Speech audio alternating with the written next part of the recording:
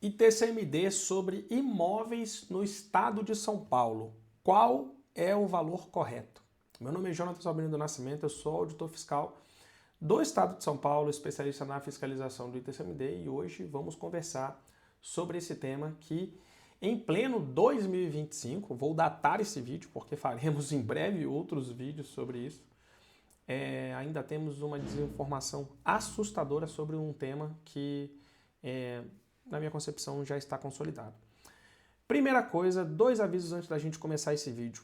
Primeiro, eu não sou o SAC, eu não criei leis e, apesar de votar, eu não elejo ninguém sozinho. Então, tudo que está acontecendo aí, em termos de leis, em termos de qualquer coisa que envolva a coisa pública, eu não posso ajudar, certo? Não é para isso que serve esse canal, tá? Então, não mate o mensageiro, não confunda uma tentativa de informar sobre um tema como defesa de alguma coisa, tá? Não sou o SAC, quaisquer comentários nesse sentido serão prontamente deletados, tudo bem?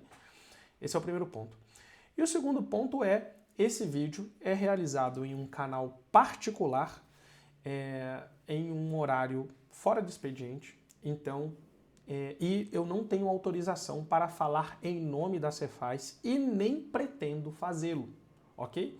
Então estou aqui como cidadão, como outro qualquer, que estuda o tema há algum tempo, aliás, passando um avião aqui, não sei se vocês estão escutando, que estuda o tema, aliás, e vou compartilhar com vocês meu conhecimento, minha experiência e minhas impressões.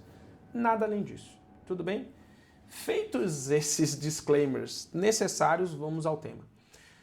A Cefaz São Paulo, e eu vou... Na verdade, não é um disclaimer, já explicando como a gente vai abordar aqui. Eu não vou ficar exibindo jurisprudência aqui e não vou trazer consultas, tá? Até porque estamos entre profissionais e o que eu vou dar aqui vai ser para quem eventualmente não acreditar na informação, o que eu, aliás, aconselho, né? Porque aí você faz a sua própria pesquisa, vai ser um direcionamento para que vocês façam as próprias pesquisas, tá? Para os meus alunos, dentro do meu ambiente, essas pesquisas já estão realizadas e devidamente organizadas. Aqui estamos em uma troca de ideias mais informal, digamos assim, então eu vou passar para vocês o atual estado das coisas para que vocês possam tirar suas impressões, acreditar ou não em mim e fazer suas pesquisas, que aí sim cada um vai formar sua convicção, ok? Depois de toda essa conversa, vamos ao que acontece hoje. A Cefaz São Paulo tem como posicionamento oficial, e não só de São Paulo, tá? A Cefaz de qualquer país, de qualquer estado melhor no país, vai ter o posicionamento de que sobre imóveis o pagamento é em relação ao valor de mercado. Ponto final, tá? Ponto final. O posicionamento do órgão fazendário sempre vai ser esse. Então, isso aqui não é discutível, certo? O que pode ser discutível é, vamos ao judiciário. Ok. Jonatas, mas é que teve o fulano de tal disse que se pagar por tal valor, sempre passou. Ok, aí é uma outra situação. Quem quer correr determinado risco, boa sorte, tá? Um fato o posicionamento do órgão fazendário é pagamento em cima do valor de mercado. Se você não declara conforme esse parâmetro, você está sujeito à fiscalização e sujeito a pagamento de imposto com encargos. Ponto final. A informação ela acaba aqui, tudo bem? Então,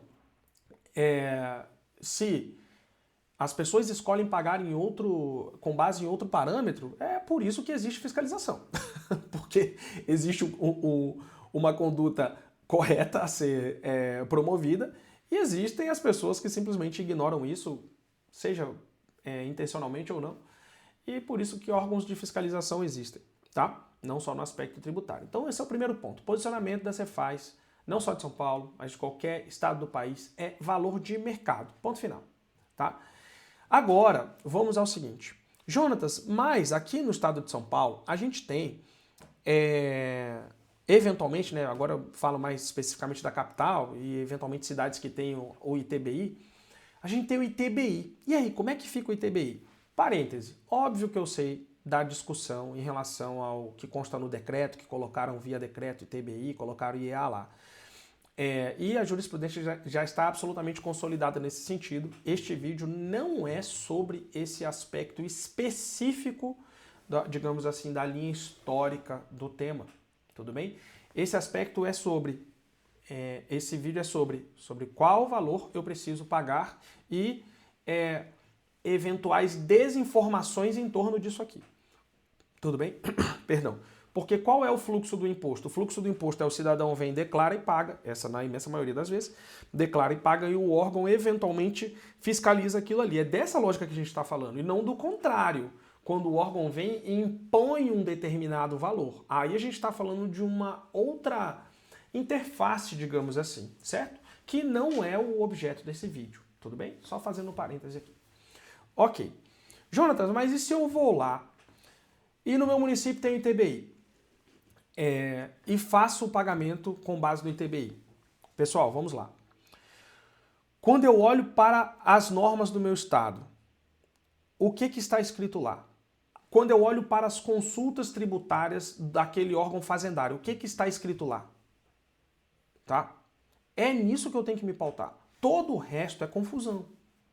Todo o resto é confusão. Isso não acontece só no estado de São Paulo. Todo o resto é confusão.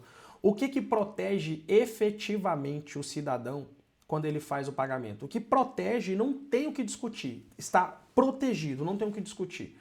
Pagamento em cima do valor de mercado aproximado. É isso. É simples. Conceitualmente falando, é simples. A partir do caso concreto, você pode ter outras discussões. Ah, Jonatas, mas esse bem ele é muito específico. Ah, mas o inventário foi há muito tempo e tal. Ok, outros fracionamentos da discussão. Agora, sobre a discussão específica desse vídeo, é o valor de mercado. É isso que vai proteger o cidadão em termos de pagamento. Tá? É isso, ponto final. Tá? Ah, IPTU, sujeito à fiscalização. ITBI, tá conforme o valor de mercado? Porque existem municípios em que o IPTU se aproxima bastante do valor de mercado. E aí? O que protege efetivamente é a faixa, eu chamo de faixa de valor de mercado. Todo o resto é ruído, tá? Todo o resto é ruído, tudo bem? Então, vamos ter isso claro. O órgão fazendário, ele tem como critério o valor de mercado. Toda vez que ele se lança à fiscalização e encontra algo diferente disso, é possível que aconteça uma fiscalização aqui.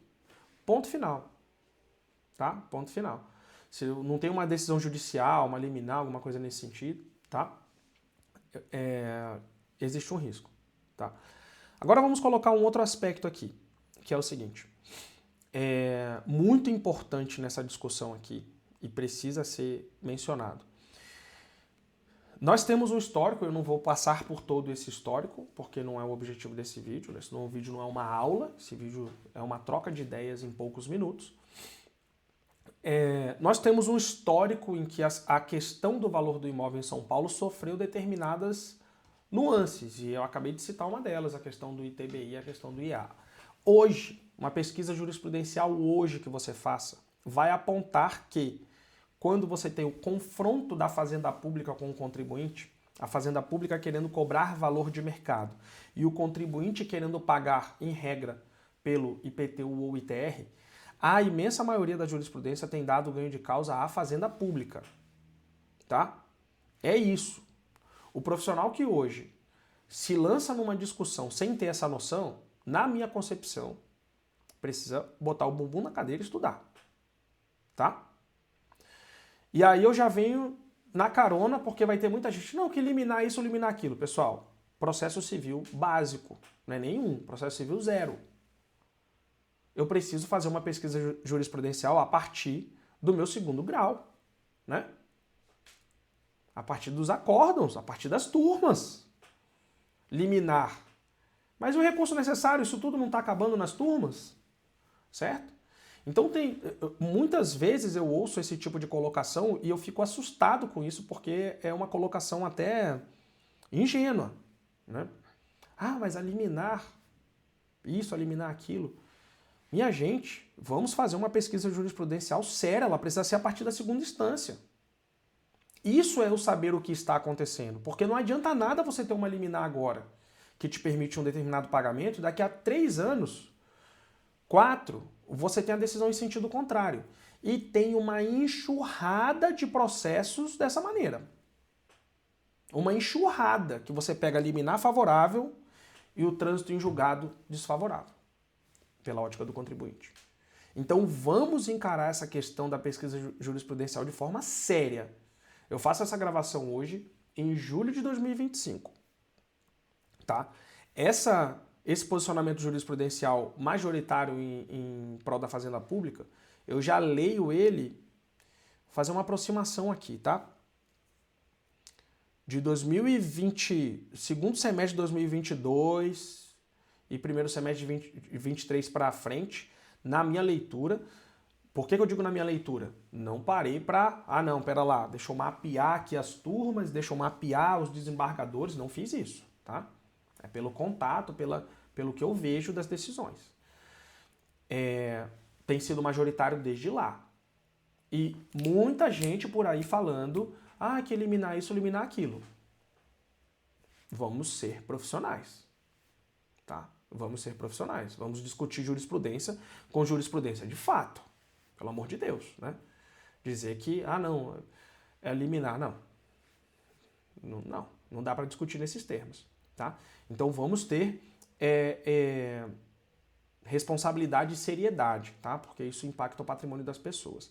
Repito, estou lidando com um tema aqui de forma absolutamente fria e cartesiana, tá? Assim, o que vai ser, isso para mim não muda em nada na minha vida, tá? São só temas de estudo, então paixões não cabem aqui, tudo bem? Espero que isso seja entendido de forma madura, tá? Aí o que acontece? Mais um ponto aqui que eu quero colocar também como cidadão, certo? Repito, não estou falando em nome de nenhum órgão, não estou autorizado e não pretendo dar voz a nenhum órgão aqui. Quem está falando é Jonatas Albino do Nascimento. Fim, tá? Uma conduta que na minha concepção eu não vejo ganho, tá? Muitos colegas falam, Jonatas, o cartório, mas o cartório está exigindo eliminar ou exigindo uma decisão judicial para fazer a lavratura da escritura com base no IPTU, certo? Eu só vejo isso aqui, IPTU ou ITR, eu só vejo isso aqui como vantajoso se essa decisão obstar o arbitramento, tá? Pelo seguinte, eu tenho uma decisão judicial, olha, eu quero pagar em cima do IPTU. E o órgão fazendário pode vir atrás de mim, né? E se eu não tiver decisão judicial nenhuma, pago o IPTU e espero o que vai acontecer? Posso ser alvo de um arbitramento. Ok, situação 1. Vamos para a situação 2 agora. Eu chego no cartório, o cartório fala assim, só com liminar ou decisão transitada. E aí eu vou ao judiciário e consigo uma decisão que me autoriza a fazer a lavratura com base no IPTU ou ITR, mas o que vem acontecendo de forma recorrente, não é de hoje, a Fazenda Pública pede que conste a ressalva expressa para a realização de arbitramento. Ok? O que mudou em relação à lei? Nada. Não mudou absolutamente nada. Então, você advogado que recebe essa informação, a minha leitura é o seguinte, se você não... Agora a gente precisa sopesar em relação ao que é maioria e o que não é maioria. Se você não conseguir uma decisão que impeça o arbitramento, você andou de lado. Você conseguiu ao final uma decisão que fale exatamente o que está escrito na lei. Certo? Porque a lei fala valor de mercado sendo o mínimo IPTU. Né? Na minha concepção, uma redação horrível, mas enfim, a maioria das leis do país são assim. Ok? E aí? O que mudou em relação à minha decisão judicial? Pode declarar em cima do IPTU ou ITR, mas se o Estado quiser, mediante procedimento administrativo próprio, blá, blá, blá, blá, ele pode realizar o arbitramento. O que mudou? Não mudou nada. Não mudou nada. Eu já escutei, e isso aqui eu preciso ser justo, não foi um tabelião que me falou isso, e eu não tenho nada contra o pessoal dos cartórios, pelo contrário, colegas excelentes, tenho colegas com os quais eu troco figurinhas, discuto, né? A gente discute, troca conhecimento de cartório e, pelo amor de Deus, não tenho absolutamente nada contra nenhuma classe, aliás. Um colega chegou para mim, que não é de cartório, e falou assim, Jonatas, mas será que essa indicação dos cartórios não é para que eles fiquem mais protegidos, ainda que isso não faça diferença para o contribuinte? Não sei, sinceramente. Eu também não vejo lógica nisso. Porque quando as questões são levadas à corregedoria, corregedoria não, perdão. Quando são, eu esqueci o nome do órgão, tá? Mas do tribunal. Mas quando você tem questões, eventualmente, em regra, por meio de dúvidas, enfim, né? Ou mesmo por meio de mandado de segurança, em que você traz a serventia para se manifestar, o que tem sido colocado em relação à responsabilidade do tabelião nessa questão aqui? Que ele não tem obrigação de conferir, vou usar uma palavra que não é exatamente essa palavra que usam, mas para facilitar o entendimento. O mérito, né, do imposto a ser pago. Ele precisa conferir se o imposto foi declarado e pago corretamente. E se as bases mínimas foram atingidas. As decisões mostram isso. Então eu também não vejo um ganho de proteção em relação ao pessoal do cartório com essa exigência. Tá? Repito, não escutei isso de nenhum colega de cartório, enfim. E não estou acusando ninguém de nada. Estou fazendo aqui uma reflexão sobre o contexto e sobre as coisas que a gente ouve falar, tá? Como se estivéssemos trocando aqui, batendo um papo, né? Uma conversa com base tanto em jurisprudência, né? As leituras profissionais que a gente tem e o que a gente encontra dos colegas. Um fato é, muitos cartórios já têm se recusado a lavrar escrituras utilizando o IPTU e ITR sem uma decisão judicial específica respaldando isso. Tudo bem? Enfim, sobre esse tema, o vídeo até ficou um pouco mais longo do que eu pretendia. Sobre esse tema, poderíamos ficar aqui horas e horas, né? Dentro do meu ambiente, dentro da mentoria. Nós temos muitas e muitas considerações sobre esse tema, tá? Discutimos isso, né? Claro que é um dos temas centrais, né? A quem atua na área de inventários, até com PPS, né? Então é um tema bastante importante, então discutimos isso com frequência. Mas aqui são considerações que eu acho importante serem feitas.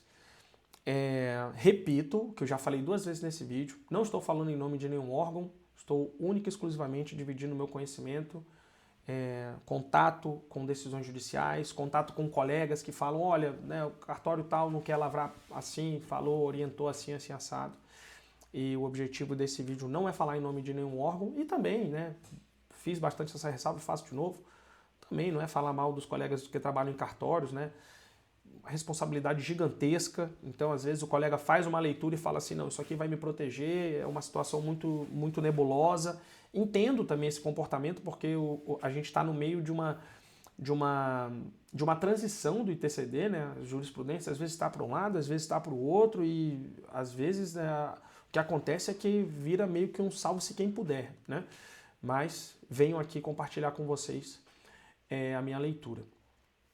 Como eu falei no começo, não acreditem em mim, tá? Façam suas pesquisas, não acreditem em mim.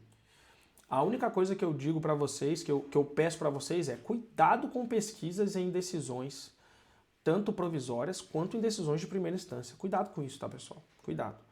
Isso, na minha concepção, não é a melhor forma de tirar conclusões. Então, pesquisem a partir dos acórdãos e vejam o que está acontecendo. E, a partir disso, tracem suas estratégias profissionais. Quem trabalha comigo, quem faz parte dos meus ambientes, sabe que eu procuro me colocar da forma mais impessoal possível na discussão dos temas. Então, não é a minha intenção defender um posicionamento específico. Tá? Não me apaixono por teses de jeito absolutamente nenhum.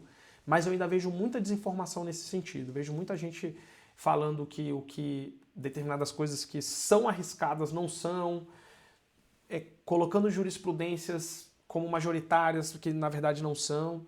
Então, lanço esse vídeo aqui como um alerta geral. E mesmo sem mostrar jurisprudências, olha o tamanho desse vídeo, né? Então, está aí a provocação e o meu incentivo para que vocês estudem e tenham as próprias conclusões. Eu vou mostrar aqui para vocês um sistema que eu desenvolvi, tá? Aqui está muito do meu conhecimento e da minha experiência, que é um sistema que ajuda colegas a fazer estimativas de valores. Inclusive esse cálculo aqui eu utilizei, que eu fui dar uma palestra uma vez, e um dos temas que me foram demandados foi exatamente esse. E aí eu abri esse cálculo aqui, coloquei lá e aí fiz a retificação, né, para demonstrar o seguinte. Esse sistema aqui, ele te permite fazer várias estimativas. Então você pode utilizar o sistema para, inclusive, fazer estimativas do impacto econômico de uma ação, certo? Então o IPTU e valor de mercado. Quanto é o IPTU, quanto é o valor de mercado. Joga os dois valores dentro do sistema, vê o total de um e o total do outro. Tá, o impacto da ação, né? Até para fins de você considerar com o teu cliente se isso vale a pena, se não vale. Tudo bem? Vou dividir aqui com vocês a tela do sistema, tá? Então tá aqui o cálculo ITCD, alguns de vocês com certeza já conhecem. Você coloca os dados, um sistema bem fácil de utilizar, coloca os dados iniciais aqui é o nome do caso, tá? A gente está na função de inventário, existem várias funções nesse sistema. E aí você coloca aqui o nome que for mais adequado. Depois dados gerais para complementar, né, as informações e o sistema começar a entender melhor o teu caso. Aqui você vai colocar, o sistema vai te perguntar sobre familiares e conforme você responde sim ou não, ele vai descendo para as outras hipóteses sucessórias, tá? Conforme o Código Civil. Aqui você vai colocar valor, vai colocar a data de referência para o cálculo, que pode ser, né, passada, pode ser futura, ou seja, você pode fazer estimativas aqui de uma forma bem versátil. E depois a tela final, onde é resumido, os valores imputados são resumidos, e ao final você tem aqui um resultado bem detalhado, inclusive com as rubricas, né? Muitas vezes os colegas se ressentem disso aqui, né? As estimativas, em regra, não trazem as rubricas de encargos, e aqui você entende tudo no detalhe. E aqui mais informações, né, sobre direito sucessório e sobre o próprio ITCMD no estado de São Paulo, tá? Existem outros estados cadastrados na calculadora, inclusive com o cálculo de encargos também, e isso pode variar de acordo com a data que você tem acesso a esse vídeo, tá? Então, eu não vou pontuar aqui os estados, porque você pode acessar esse vídeo exatamente no momento da publicação, achar o seu estado ou não, e isso vai variar no tempo conforme a gente vai evoluindo a ferramenta, tudo bem? Enfim, tá aí a ferramenta, aqui embaixo tem a descrição para você poder acessar, poder fazer suas estimativas de forma segura. Esses encargos, chovendo molhado, né, estão de acordo com as normas do estado de São Paulo.